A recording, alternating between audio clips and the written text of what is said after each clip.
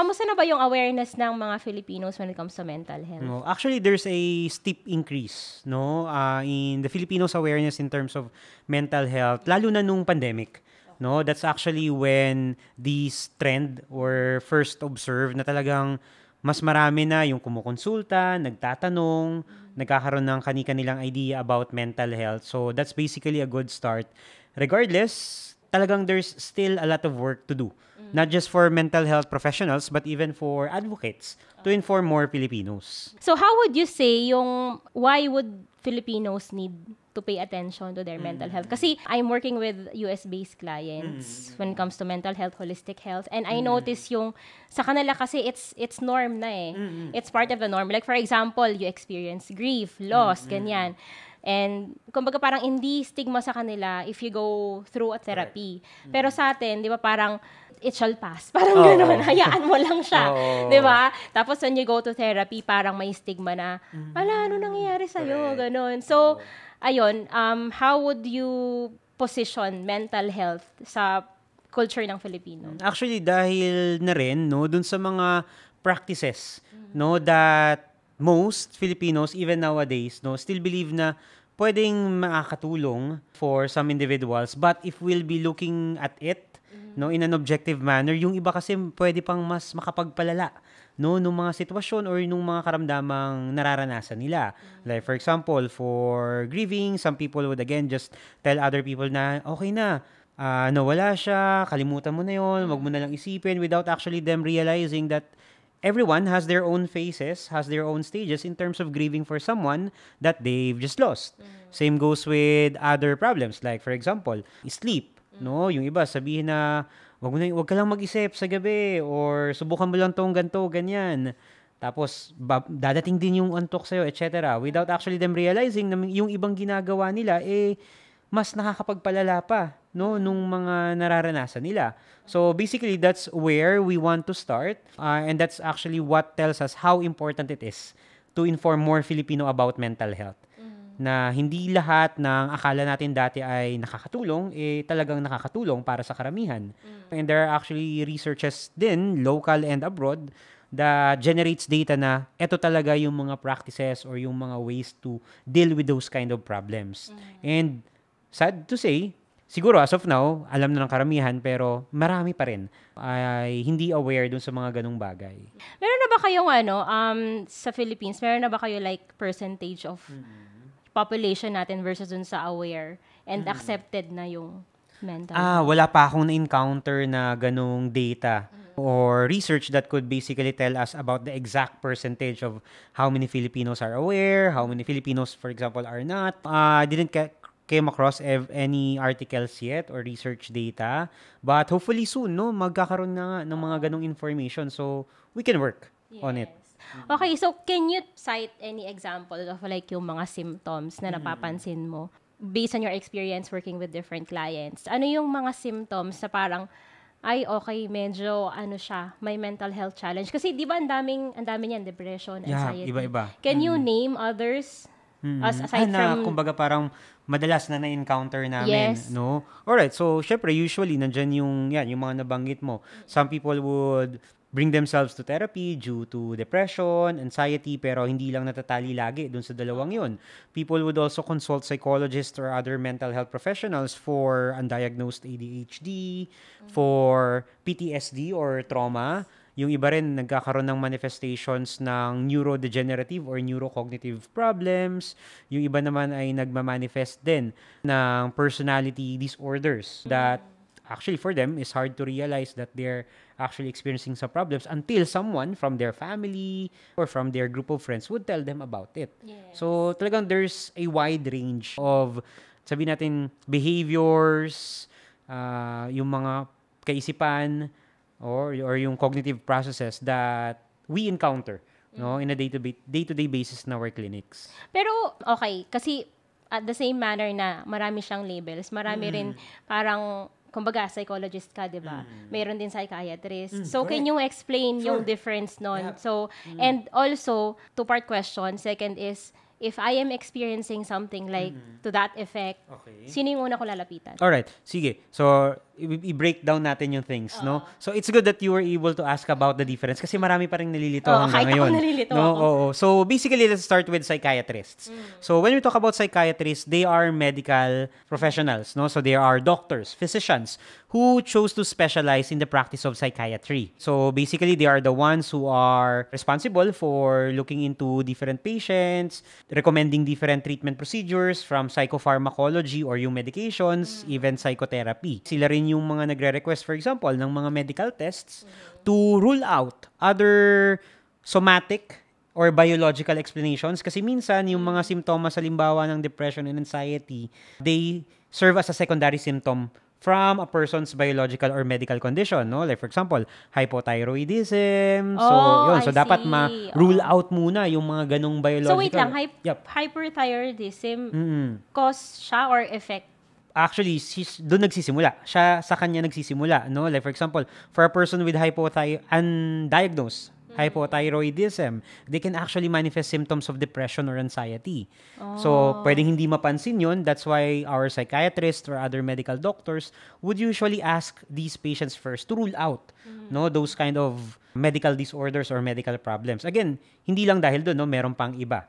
Alright? So, basically, that's their forte. So, kumbaga parang ang mental health issues, hindi lang siya dito. Kumbaga parang it's a manifestation of what's going on throughout the entirety of your body.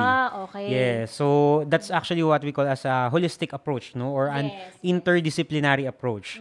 Kasi, sabihin natin, talagang merong medical condition. So, kahit anong treatment that can be offered, for example, in a psychological perspective, like psychotherapy, no? Or yung what other people would refer to as talk therapy. Kahit anong galing ng therapist doon, kung merong underlying medical condition, well, it may not, no? Kumbaga parang it pulls you away from the potential resolution of those problems. Kasi nga, merong undiagnosed and untreated medical condition. So, usually, these are the responsibilities of the physicians, specifically the psychiatrists, especially if they are taking care of someone who are complaining about a specific mental health disorder. Okay. So you mentioned about holistic. Gusto ko lang mag-backtrack ng konti kasi baka mamaya medyo, medyo scientific na. So if you're talking to a 7-year-old kid, how would you explain yung difference ng holistic approach dun sa medical approach yon? How would you explain that? Na parang nakaka-affect siya holistically sa mental health. So, basically, sabihin lang natin, for a 7-year-old child, no, na itong mga nararanasan or nararamdaman natin ay pwede rin talagang dulot ng mga sakit na pwedeng ma-identify or pwedeng makita ng mga doktor. Okay? So, at hindi lang talaga sila pwedeng laging sabihin natin dahil dun sa psychological symptoms or the symptoms na nararanasan niya ngayon.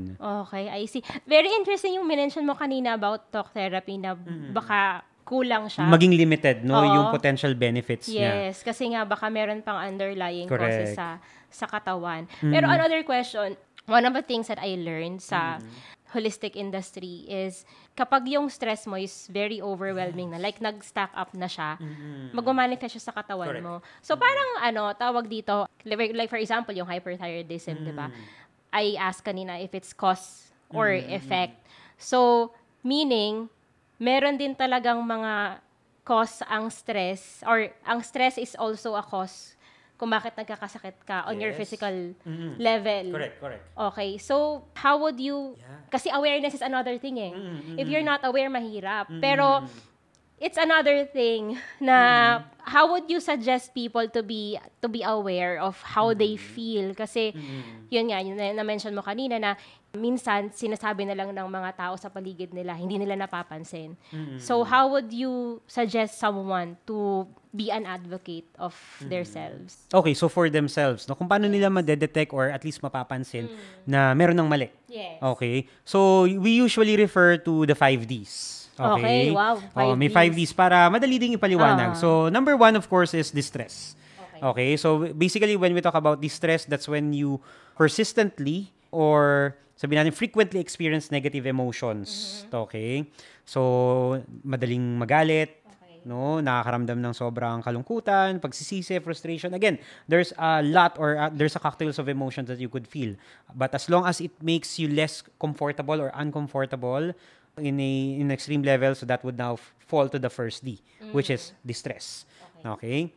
So, number 2 is deviance. When we say deviance, it talks about you deviating from your usual activity or from the activity that's expected from someone like you. Halimbawa, for younger children, they are expected to attend school, listen to their teachers, learn something from school. But this person or this child actually has been experiencing difficulty attending school or maybe learning something from the class.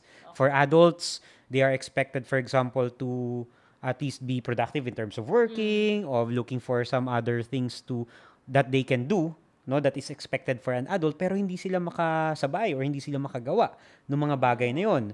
Kahit or lalo na kapag dati naman nilang nagagawa. So basically, they are deviating from what is expected of them. So that's the second D. So is that different from distracting yourself? Or Well, pwedeng magkaiba pumunta siya? doon. Kasi susunod dun sa D ay yung actually dapat pang-apat pa. Ay, which is okay. yung danger. Okay. Okay, so yeah, advance na natin sa danger. Danger basically is when you impose risks, no? Of course, for yourself, for other people, or even those who are around you. Okay, whether it's direct physical risk, no, or yun, yung mga self-destructive activities. Okay, so that's the fourth D. Balikan natin yung third D, which is dysfunction. So this is actually when you stop being functional member of the society or doing those things, no, that you are expected to do. So that kaya magkasunod yung deviance at saka yung dysfunction eh. Kasi when you deviate from your usual activity, most of the time it will lead to dysfunction. Yung iba naman, they deviate from what they would usually do and they start engaging on behaviors that are destructive or dangerous for them. Okay, so yun, the 4Ds and then the duration. That's the fifth. So there are times, even for people like us, may experience those other fours, hopefully not danger, at a certain extent of time. Di ba? Like for example, may namatay na kapamilya, talaga you would feel distressed, dysfunctional, you may deviate from your usual activity, but it can be processed in a specific time frame. Hindi siya magiging persistent, hindi siya magiging prolonged. That's why the 5D is also an important factor to consider. Kasi if it goes beyond what is expected and it results to other problems at nakumpleto mo yung 4Ds pa, lalo na dumikit na or nagkaroon na ng dangers, then most likely that would be a sign that there is a problem. Okay. No? A diagnosable mental health condition or something that needs to be treated. Sa duration ba dito papasok lahat yung pattern na like for example kasi di ba meron yung iba na it happens after a month ganyan tapos after 1 month okay ka after 1 month hindi ka ulit okay. Doon siya actually pumapasok sa duration na yon. Kung kasi it's not just about the time or the length of the time, di ba? It also talks about the frequency, how often it occurs, how long, or yung pattern na nababanggit mo kanina. So, doon lahat kinokolekta yon. Okay. So, ang ganda nito kasi at least meron kang pattern na titignan saan nagpo-fall under yung mga nararanasan mo, or yung pinagdadaanan mo ngayon. And siguro I want to emphasize no that yung iba kasi ganun nga ang nagiging mindset din na ay, dapat makumpleto pala muna tong 5Ds na to bago ako kumonsulta or humingi ng tulong. Or baka dapat, pag 3 lang, pwede na akong kumonsulta. Actually, hindi. People, even without these 5Ds, can actually consult mental health professionals. So, whether it's a psychiatrist, another mental health professional, like psychometricians or counselors or psychologists, they can actually be consulted not just for pathological behaviors, but even for self-improvement. Yes. So, kumbaga parang ang lagi namin sinasabi, hindi mo naman kailangan laging maghintay na meron ng problema bago ka kumonsulta. Kung sa tingin mo may mga bagay na kakailanganin mo ng tulong o gabay, pwedeng-pwede ka na talagang kumonsulta sa ibang mental health professionals. Yes. Okay, so going back dun sa 5Ds na na-mention mo. So, ilan ang nito? Like for example, I'm feeling yung 3 out of 5 or 1 out of 5, ganyan. So, does it mean pag 1 out of 5, nasa safe side ka pa?